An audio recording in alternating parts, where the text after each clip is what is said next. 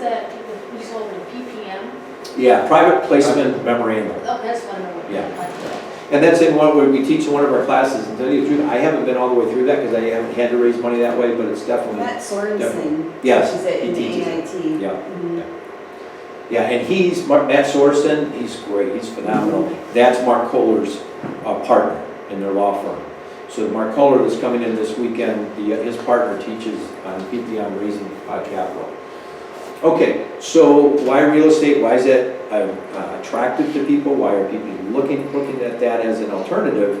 Well, if you look at the other types of other types of savings that you can do for retirement, we've got a track record now. People have invested in 401ks and IRAs for years now, over 30 years. So we can track the progress of people putting money in for 30, 35, 40 years. So what's the result of that?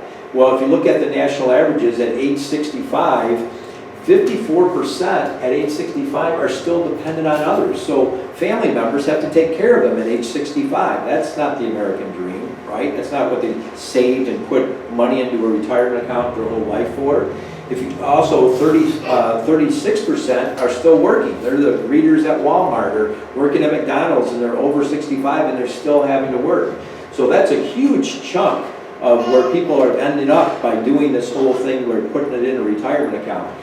So if you look at the other people that are involved here, 4% is financially independent. Doesn't mean wealthy, that just means that they can pay their own bills and somebody doesn't have to pay their bills for them and they don't have to work, okay?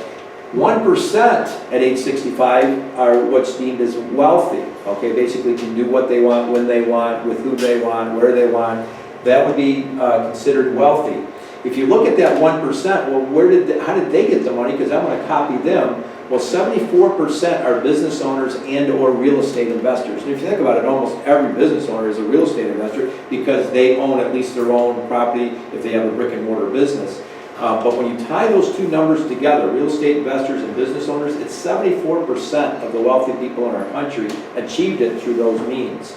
Look at the other partners up here. Look at doctors and attorneys, that's only 10%.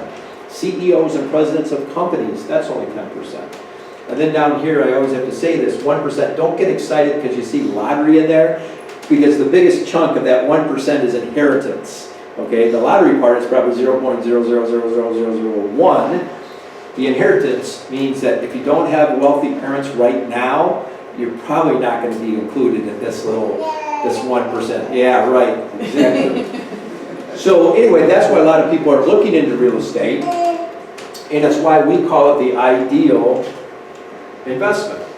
So ideal is an acronym, and income is pretty easy to understand. People know when we flip the property. By the way, let's go through the numbers on this deal really quick. So we bought the property for $115,000. It was a foreclosure. And I should tell you, because we talked about somebody that's in your brokerage, Robbie, he works for out of the same brokerage as Robbie and Dakia. Yeah. Cool. Yeah. So Robbie joined our education group, and since he did that, I wanted to create a partnership with him. So what I'm working with him is we're training how to analyze properties like an investor. And he has experience as an investor, and he's also a general contractor, which made him a great addition to our team. So Robbie, the agreement is this. He goes out there, he analyzes the property. If he finds a property that meets my criteria, he'll bring me the property, all right? He would have already gone there and analyzed what the rehab cost was. So this is different than every broker that wants to work with us says, oh, tell me what areas you're doing. And they put in the zip codes, or they go on a map and they put in what neighborhoods they want. And what's the price range? Oh, 100, 200. You want foreclosures, not foreclosures? And then they just dump them to me. And I get a list of properties every day in email that's not so you get for me. refunded. Yeah, it's so the reason I work with Robbie and other brokers that want to do this and get trained how we analyze these properties. Now you're bringing me a property that you know that I'm going to like based on those numbers. I just have to confirm the numbers, right? So he does that. A lot of times I disagree a little bit. I think his ARVs are always a little bit high, but we sold the other one for even more than his ARV. But I'm very conservative with our numbers. So with my conservative numbers, if they work, my agreement is I will buy the property from you as you being the buyer's broker, and after I fix it up, I'm going to sell it with you as my selling broker. So like on this deal, for an example, you're probably really quick with the math. Let's just say he gets 2% on the buy and on the sell. So we bought it for $115,000, Okay, so we got a little over 2,000 when we bought it, and then we're going to sell it for over 300,000. So he's going to get another 6,000 when we sell it. So he's going to get 8,000 for basically analyzing this deal and bringing it to me. And it's pretty much guaranteed income. It's just a matter of when we sell it, because he knows I'm not going to hold on to it or change my mind. Oh, I changed my mind. We're not going to. He knows it's going to sell no matter what it takes. So that's a relationship that I have with a broker, that if other brokers want to, oh, I want to work with you, well, that's working with it, is get trained and then bring me properties, and then we'll have that relationship. So anyway, that's income. Oh, so getting back to this, so we bought it for 115. We've gone over budget. We'll make the number easy. We'll probably be in at let's say in the high side, this is very high side, will be 135. So you add those together, we're at 250, right? So we'll probably put this one on the market about I'm going to push the envelope. I'll probably put it on at 349. More than likely, it's going to sell for maybe like 329 or so. So if it sells for 329, we'll make about 60,000 on it roughly. So, you know, minus all the cost and everything. So yeah, all in with cost and holding costs and everything, we're in about 250. Okay, so income, also rental property, people understand that too. Obviously, if you rent more than what your expenses are, that's income. That's the easy one. And that's what mostly people focus. Well, why do I do real estate? They only think of the income. These things are equally, if not more important. In fact, Mark Kohler shows by an income property, your average income property, if you're leveraging it, your actual return is about 100%. So, and I'm going to explain how that works a little bit down here with leverage. So deductions, as a W-2 employee, if you are a W-2 employee, nothing wrong with that, but you need to understand that you're missing out on a lot of tax deductions. There's only about 17 legal tax deductions that you can qualify for through your W-2 job. However, as a real estate investor and business owner, you can qualify for over 400. So you can see you're missing a lot of deductions on the table, and unless you get this under control, you will really never accumulate wealth. Everybody that's accumulated wealth understands it has a tax strategy. People are so critical of people that have made a lot of money and paid a little bit of taxes, just like Trump, they were under the microscope and this and that. You know, God bless those people that actually are smart enough to have a tax strategy, okay? They shouldn't be paying 30% of what their gross income is like you do as a W-2 employee, because they're smart enough to figure out the rules. You need to be smart enough to figure out the rules and minimize. You don't pay less than what you're obligated to, but you don't pay more. Why would you pay more? And that's about preparing in advance. That's where Mark Kohler's workshop is so important, because just by attending that workshop, and he'll tell you, you'll save thousands of dollars in taxes just by a one-day workshop for him, without a doubt. How to pay your kids legally, ethically, so forth. Everything he does is going to talk about tax deductions. All right, equity. Now, equity, you can have what's called forced equity. We have equity in this property. We have what's called forced equity, which means we didn't just buy the property and say, I'm going to wait to see if the property is going to go up in value, and then just try to sell it 3 months later in the same condition that we got it. No, it was forced equity, and that we did a rehab. So we forced the value of that property up. But equity is also accomplished when you buy and leverage an income property, and let's say it doesn't even go up in value, it stays the same over years, but you bought it and you have a 80% mortgage on it, and your tenant is paying you rent that you're using to pay your mortgage. Even if you don't cash flow positively, even if it's just it's a zero cash flow, you're building equity in the property because the property value is staying the same, and the amount that you owe is decreasing with every single rent payment that you're using to pay the mortgage. So that's how you can build equity too in real estate. Appreciation. Now we went through a bad cycle where appreciation wasn't happening when the housing market went quickly down, but now we're much more stabilized. You know, the reason why properties went like this in value is that the lending regulations became so easy to qualify for a loan. So you had people, give an example, like in the Chicago area, these aren't actual statistics, but an example, in the Chicago area, if you had 500,000 people households that could qualify for a mortgage, let's say years ago, all of a sudden everybody's qualified. Now they got 1 million people qualified for mortgage, so everybody is racing for the same, supply. That demand would increase, the supply couldn't keep up with the demand, so the prices went sky high. That's not happening now. Now it's more normal appreciation based on not an artificial demand, but more people moving into an area, okay? So most people will agree that statistically, real estate has gone up 5% over any 25-year chunk. If you look at any 25-year period, it's gone up about 5% annually. It's kind of an accepted number. Well, you might ask yourself, well, if it's only 5%, why is that better than the stock market to be in real estate rather than the stock market? And one of the reasons for it is leverage. You can leverage real estate like no other investment that I know. And I use this example. Think about it. If I have good credit, good income, long work history with a company, and I find out about the stock that I want to buy, $100,000 worth of stock, and I have $20,000 is all I have. If I go into a bank and say, listen, Mr. Banker, I have good credit, good work history, good income, I found this stock that I want to buy, I'm going to put in $20,000, I want a loan for $80,000. Like, no, they wouldn't do that, right? They'd be crazy. They're like, because there's no asset to really tie that to, no lien they could put on there. But think about real estate. I found a great rental property. It's worth $100,000. I want to put in 20. I need you to lend me 80%. I have good credit, good work history, good income. Will you give me a loan? Yes. Every day it happens. All right. So you can leverage real estate like no other investment that I know, right? Because they can put a lien on that property. They can't do that on the stock that you buy. So think about combining these two things. Now let's look at that. So you buy a $100,000 income property, and it goes up 5% a year, which is how much? 5% of 100,000 is 5,000, right? So it's going to go up 5,000, let's say, in that first year. Well, if you leverage that, you didn't put 100,000 into that investment. How much did you put? 20,000. What's 5,000 out of 20,000 investment? 25%. So even if appreciation only goes up 5%, that's a 5%, or that's a 25% return on your cash. Exactly. So when I got back started in real estate, that's what really like opened my eyes up. I'm like, wait a minute, I didn't really look at it that way. That's absolutely right.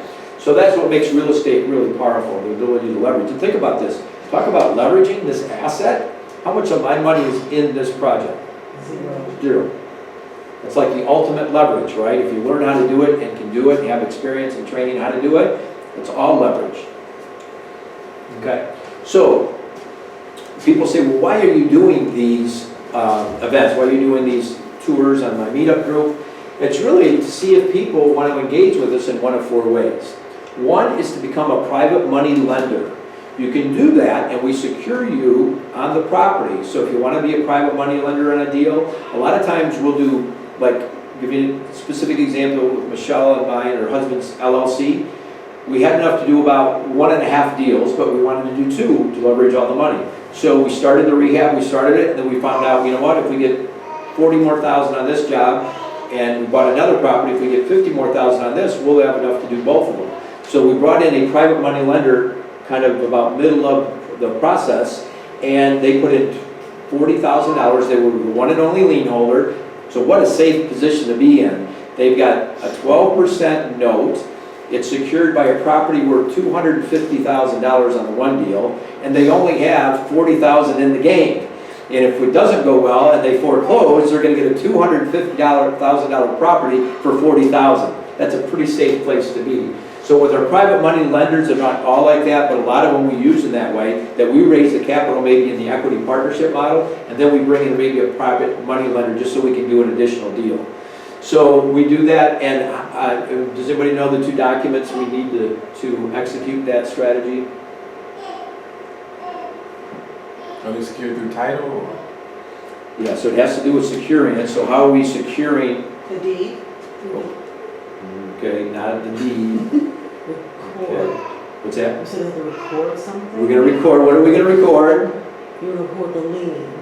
And what's that lien called when it's a lending situation? Nope. No, note is something different.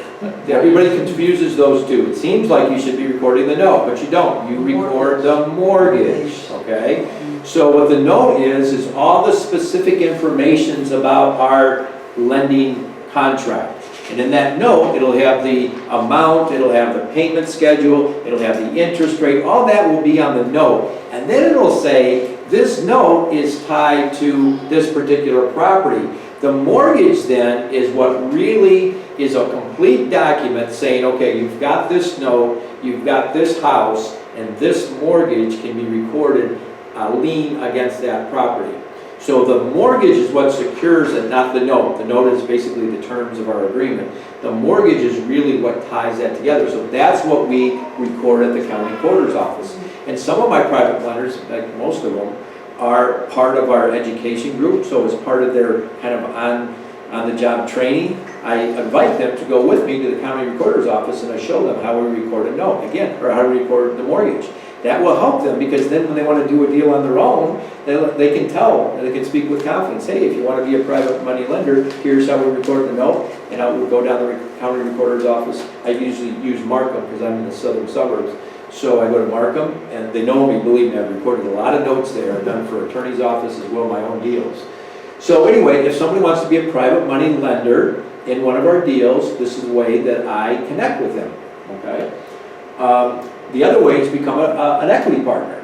I've had people go to presentations and they say, listen, I'm very busy, but I've got money to invest. I like the idea of being an equity partner. A lot of people say, which one should I do?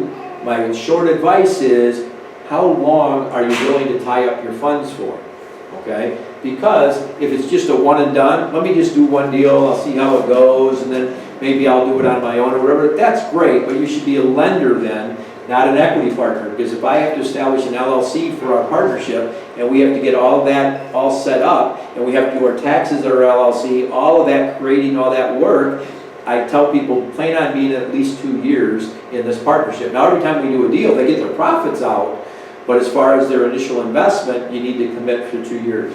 So that is kind of the biggest factor in this, and then also the amount of money too. This one, we probably can't put it out, because think about it, our deals are about $250,000. I said we should only have maybe 5 people on the money side, so 250 divided by 5 is 50. So on this side, we're saying, you know, if you've got 50 and you want to partner with us for a while, that's great. This might be a good deal. If you just want this is the guaranteed money. You know, this is 12%. You know exactly what it is. If the project runs long, you're like, all right, I just made more money. You know, this is where you're sharing in the risk, but the rewards as well. Okay. Then the other thing is, if you want to learn how to be a real estate investor, we have a complete curriculum that I've gone through. It's all online. We also offer study groups and workshops and everything like that. If you want more information about that, I'll give you a little bit more information on the end in terms of prices and packages. But that's another way to engage with us on this level. The other thing is you're invited just to come to every property tour that I have. Now, I recycled back this one because I was kind of buying a little bit of time because I knew next Saturday, I'm not going to do one next week because we have a workshop. So I'm going to invite my meetup group to that workshop with Mark Kohler. So that's what we're going to do next week for my meetup group.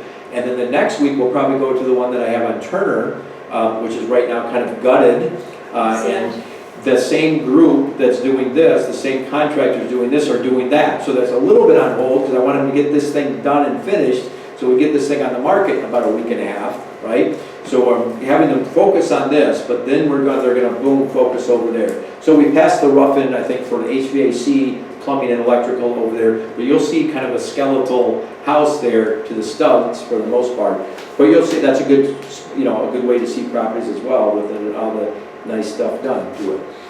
So you can just continue to come to those. So we'll try to rotate different. And I've got that one going there, one going in Beverly. In a month or so, we'll be able to get into that one. We just signed a contract for Crestwood. We'll be doing one there. We also have one, a verbal agreement. I got to write up the contract for one in Morgan Park, Beverly, kind of on the border between those two. Probably closer to Morgan Park because it's by Morgan Park High School. So anyway, we'll do that. And then I occasionally try to get one where I may be partnering with Bob Tierney, somebody that I teach those classes with or facilitate those classes, just to, if anybody's from the north side, to get more people there. So these are the ways to get, excuse me, involved with us. Randy, question. Yeah. Is there ever a situation where your equity partner has a cost of capital that's included in the total cost? Well, but that's on their side. But yes, I've had that happen.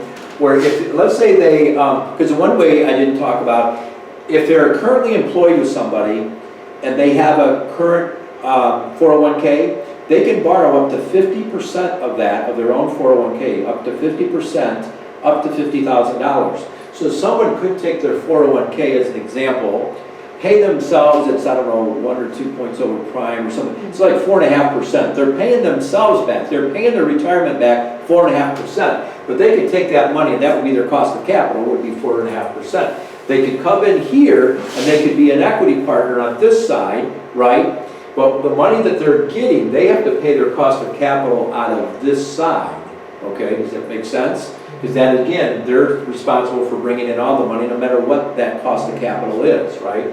So that would be on that side, and they could then pay all their money back into their 401k, replenish that. If they're going to get some type of a loan, keep in mind, we're not going to put, in this model, we're not putting the equity partner, he's not putting a lien on our property, an individual that's one of the equity partners. It's not fair to put a lien on everyone's property. No, it's only if we're bringing in outside money for the entire group. The example that I gave, we need 40,000, but that's still, cost of capital is on that side, right? Because that's all the money, that's their responsibility. Even though I've raised the money for us before, I didn't take a commission on her or anything like that. I'm bringing you more money. When they bring in money, listen, I can bring money for you, but it's going to cost you 12% on that money there, or you can provide more money, right? That answer your question? No, it does. Okay, good. Randy, you said they cannot put a lien. How are they going to secure their investment? How are they No, gonna when I secure- say can't, I'm not going to allow them to come, if they're raising money on their side, okay? So let's say If I an give you individual. $50,000. Okay, that, What's okay, my there's security? two different things, okay? So the first one I already explained to you, we put a lien and record it Right. on when we're bringing in at the beginning of the project or at the end of the project, and we decide we need more money, but the cost of capital goes on here. If we're gonna set up, here's what I'm talking about, the difference. This is where we're not gonna put a lien on the property or anything else. If you say, Randy, I wanna be an equity partner with you, an equity partner, not a lending partner, an equity partner, and I've got 50,000, but the problem is, I'm borrowing that 50,000 for somebody that's making me put a lien on a property. No, your capital coming in, we're not gonna inherit your lien on that property for your investment capital coming into the LLC. This again is for the LLC. You say, well, okay, let's say it's my cash that comes in there, what's your security? Well, you own the property. The company owns the property, okay? So I probably should have made that real clear. Think about it. When we create an LLC, that business entity owns the property. They don't have a lien on the property because they own the property, okay? So within the operating agreement of the LLC is what establishes you own 10% of the property, okay? And in the operating agreement, it states that whenever there's a sale or a flip, the investors get all their money back first, then we split the profits.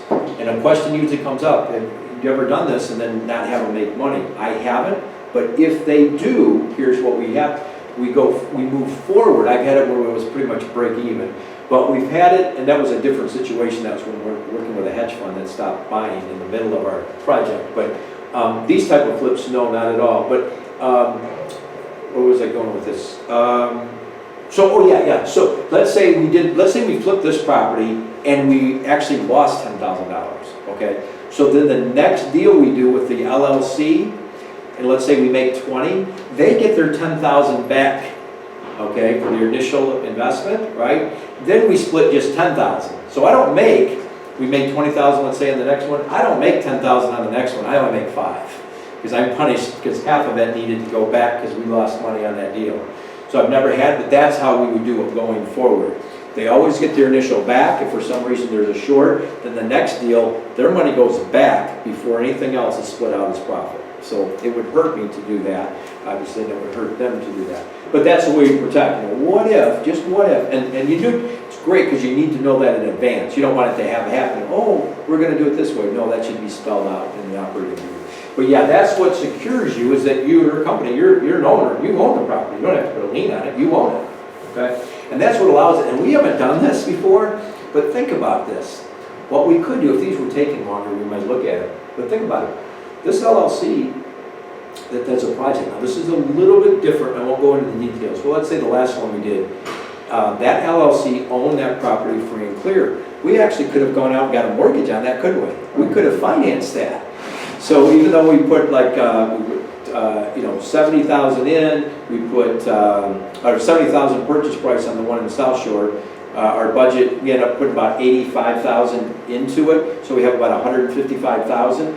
We could have had it appraised at easily 200,000, and got a 70, let's say 70% loan to value. So we could basically take all that money out and actually started a project before that one even closed. So you can do that, definitely. If a project was gonna take a long time, longer than, 6 months, I would definitely look at doing that. And you can, because think about it, you've got a free and clear property. We have a free and clear property. There is no, debt on those properties when we do it that way. Good questions, guys. All right, so that, I just wanted to say, and then the next part about working with us, this is about securing a promissory note, and it's recording the mortgage, how to secure how the property secures the note. I'll take a picture of that out. I have pictures of people. Okay, so as far as being trained with us, if you want to go through the same curriculum that I went through, there's a lot of different programs out there. Just somebody at my Downers Grove, or the Buffalo Grove meeting last week had went with another program that was a lot more expensive than ours. But these are the more typical ones. You've got like Wealth Builders at Stan Merrill. They advertised a lot on the internet, late night TV. You've got Rich Dad programs. So you've got some pretty expensive programs out there where their business model is they fly in, first they advertise it in the local area, then they'll fly in and do a free workshop for you. And there's some good information in there. I mean, it's not enough to really, it's enough to maybe get you excited, but dangerous, because you don't know what you don't know. But they'll do like a free one-day workshop, and then at that workshop, at the end, they'll say, come back to the back. Yeah, do a 3-day boot camp, come down, sign up. It's only, it's normally $1,000, but if you sign up right now, it's only, $299 or, yeah. So that's their business model. Then you go to the boot camp, and then they're selling you the next package. You go to that, you go to the next one. And the guy that I am at, I don't know that all of them are like this. Chicago's a pretty good market, so most of them come in for the boot camps. But in his case, he's got to fly to Las Vegas just to take the boot camp, which a lot of them are like that. So this is a different business model, but some of these, I've talked to people that spend over $70,000 and they're just boot camps. They can't take a recording device in there, so they just got to take notes like crazy and just rely on whatever paperwork they give them that they can take. So anyway, there's a lot of different models out there. This is a different model. We participate with a company called Renatus. They're out of right out of Salt Lake City, Salt Lake City, Utah, but it's just out of the city there. But they have an A+ rating, which if you look at most of the real estate investor companies, they don't have A+ ratings. Don't be alarmed where it says non-accredited. Accredited means the company can pay the Better Business Bureau to get an accreditation. So it's really even less valid to be an A+ if you're paying for it, right? This company didn't have to pay for it, and they still have an A+ rating. So they've been around a lot. It's important to do your due diligence. The CEO is very solid. So this is, if you want to ever check into their website, they just changed their website. Some things there's a free video on there that's really good. So if you go to myrenatus.com, myrenatus, name of the company.com, you can go to their website and see a free video. So they offer training in all these different areas, fix and flip, lease option, which is the buy and hold. I'm facilitating a study group, by the way, downtown Chicago in the South Loop Hotel. I'm facilitating a study group down there on this particular track. And I'm helping out at Downers Grove every Thursday on this track, the fix and flip. And then they have short sales, multifamily dwellings. The guy that teaches this class is in the Chicago area. And at his peak, he had 1,000 units. He's a young guy. He's probably 10 years younger than I am. And he had 1,000 units. He's sold some of them since. But he teaches the multi-dwelling. And then tax liens and deeds. We've had somebody that secured tax liens on 30, I might have the numbers a little bit off, but I believe it was on 35 properties for like $36,000. So, yeah, that door, it doesn't have the little, we don't have that thing they call it plunger set up yet, because the contractors want to have that so people walk out there. And then also we added this commercial real estate. What's great about the package that I have is that any time they add a course, I get it free. I'm a lifetime member, I get it for free. It's not limited to a certain amount of boot camps. So that's how that works. Now here's our pricing model. This is $2,000 for what we call the essentials, and that's a life for lifetime. And that gives you things like setting up your entity, tax and legal strategies, real estate red flags. It's all the basic foundations, and a lot of it helps you with raising money because it goes in a lot of detail on self-directed IRAs and 401ks. And then this is picking, if you go back to these tracks, the next thing is you get that essentials, but then you get to pick any two of these. That's what this level is. And that's just for 1 year though. You only have access to this for 1 year.